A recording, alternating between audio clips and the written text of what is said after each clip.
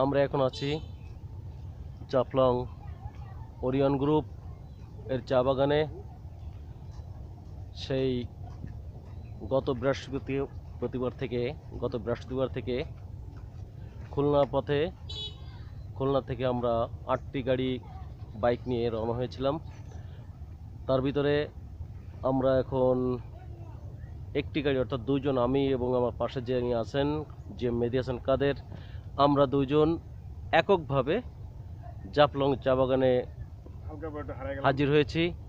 এবং এই জাফলংয়ের এই যেখানে দাঁড়িয়ে আছি, এই চা বাগানের মালিকের নাম ওরিয়ন গ্রুপ, মালিকের প্রতিষ্ঠানের নাম হচ্ছে ওরিয়ন গ্রুপ।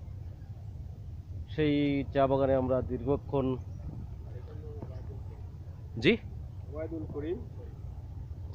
সরি ওনার পুরো পরিচয় পেলাম, মালিকের নাম হচ্ছে ওবায়দুল করিম। যাই হোক, আমরা এই চা বাগানে একটু ঘুরে ঘুরে দেখব। ধন্যবাদ সবাইকে।